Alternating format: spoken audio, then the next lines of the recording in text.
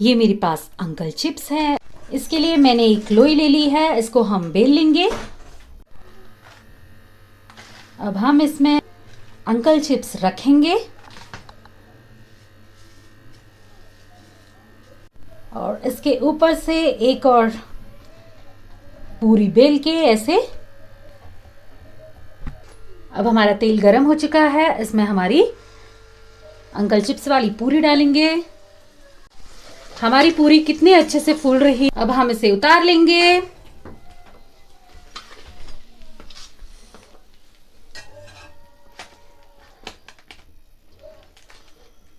इसे खाएं और एंजॉय करें।